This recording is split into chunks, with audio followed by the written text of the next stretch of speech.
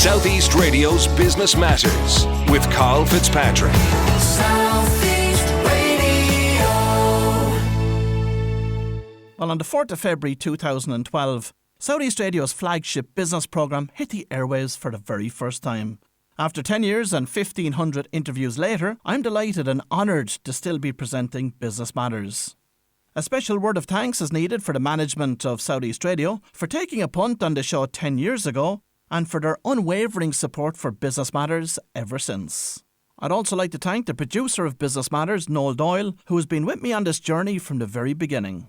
I would also like to acknowledge every guest that has contributed to the show and for the loyalty which the local business community has shown to Business Matters.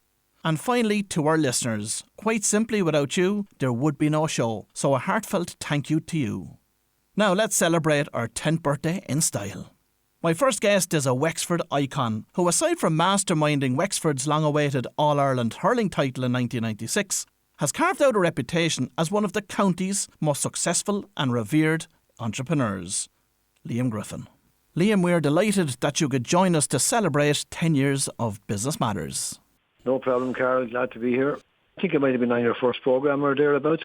Business is the driver of the economy. We need business programmes, and I think Southeast Radio are playing a major part, and you yourself in particular, having the business programmes and keeping it going for 10 years, informing people. So well done on the whole programme, and hopefully it goes on for another 10, 20, 30 years. Liam, thank you so much. That's very much appreciated, and thank you for your support over the years as well. Now, I know that you believe that the COVID-19 pandemic is not the only factor that has created a turbulent environment for businesses in recent years. I think this is going on since the beginning of the century, since the beginning of the 2000s. I mean, you take the bank crash, you take all the incentives that were given by the governments to do various jobs, and then that led in quickly into trying to recover. Then you had NAMA, then you had vulture funds come in to take up perfectly good businesses. And you wound up then with a pandemic then to cap it all. All we need now is a volcano eruption, and we've had the lot. And Liam, you're firmly of the view that the fallout from the financial crash in 2008 had not been resolved when we faced into the pandemic in 2020. There's no way it was clear before this pandemic came along. And the very distressing news is that a lot of very good businesses that struggled after financial crash got themselves restructured, and they were absolutely gutted going into this pandemic because they were behind the eight ball at that time, and it's going to be very difficult for them now going forward because we're going to need a time to settle down.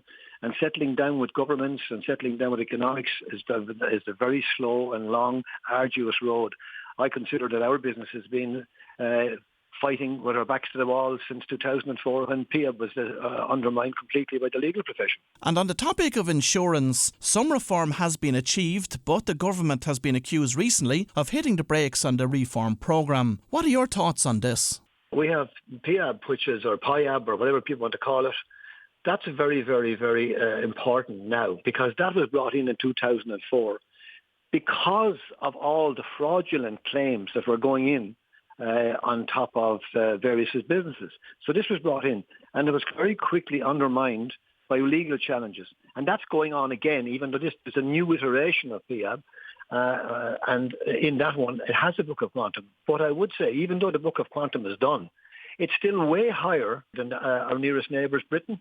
And we've got that done, but it's not bedded down.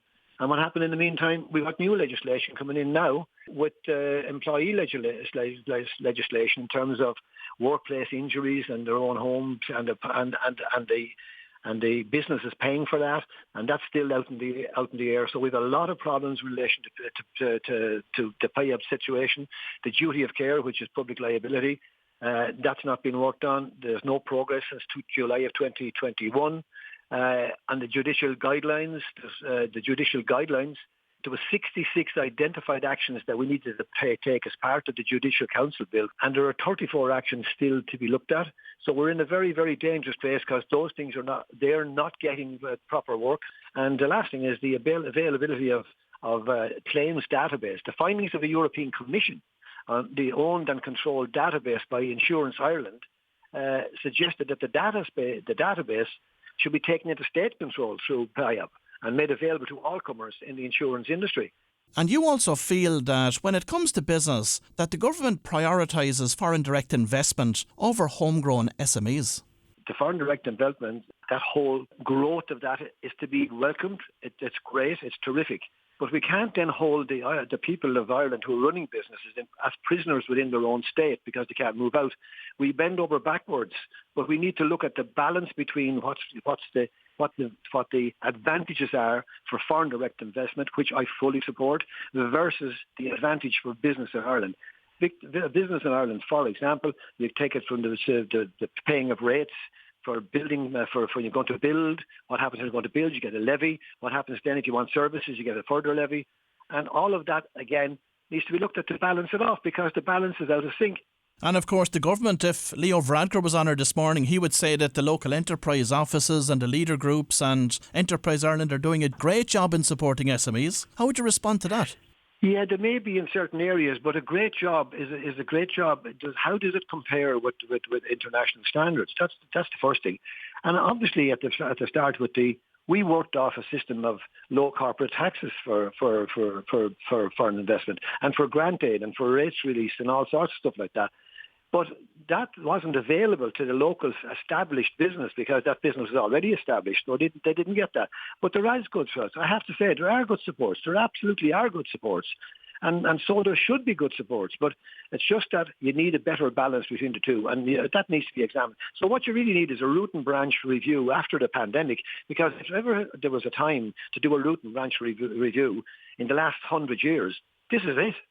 Focusing on Wexford for a second, Rosslare Europort, of course, is certainly the jewel in our crown, and fantastic developments have taken place there over the past 12 months with the announcement of new routes.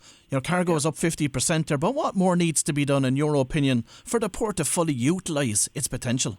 In my former life, I was chairman of the Rosslare Harbour Development Board, which is a voluntary body, by the way. But I just think the port has never delivered. It's full content that it should have delivered. Never developed to the standard that it should have developed over the years. Was the remarketing side selling Rosslare Harbour as a place that should be making land bridge to all sorts of places wherever it was going to be? There wasn't a proactive thing a proactive unit within CIE, in my opinion, that was trying for the proper and I suppose sensible development of Rosslare Port. Now you're looking at what's gone on in Dublin. Now they're going to the north of the city to develop a major port up there. So we're in competition with people like that, and I think that the Rosslare route could have done an awful lot for Wexford. You're looking at Eli Lilly setting up down in Limerick at the moment, going to set up all sorts of jobs. We haven't had a single Eli Lilly or anything like it put in close proximity to a port that goes direct to Europe. This would be export industries. So we did not take advantage of the port of Rosslare, in my opinion. We have failed to take advantage of it over all of the years. And I'm not taking this as people taking it personally when you say it, because I've taken it personally before when I've said it about the port. It's a fact. So, we really need to get a new beginning for Rosslare as well. As far as I'm concerned, it still needs a new beginning, and it needs government to pay attention to Rosslare Port and look at it as they have never done before. And finally, Liam, the Governor of the Central Bank has stated recently that we are looking at a minimum of 3 years of economic growth ahead. But for anyone that's listening to this morning's programme that's thinking about starting a business, what advice have you got for them? Don't be afraid. Try and go into business, but be ready for all of the caveats and all of the sorts, but also be ready to speak out. I mean, in my position, I don't see that people, they know the big wave is coming to knock them down, but they still have nothing to say about it. You need to stand up and fight for your business, and I've had to do that all my life. And that's part of the game, and that's just it. And you take that on board when you do it. But I think, being in business, if you've got a good idea, it's fantastic satisfaction when you see it working. I'm not saying this to be boastful, but I'm satisfied with fantastic where Menard has been recognised in the last number of years, and Readers Awards and all sorts of stuff. And I'm proud of that, and why wouldn't I be? But the people who did that were the people who worked with us and who got bought into the idea and made it what it is. We're happy with being in business, and I would encourage people that have good ideas to go into business, because I've seen it through the entrepreneur program. People who started very little. Don't forget, Ireland isn't a place of people who lots of wealth all over the place that were developing industries.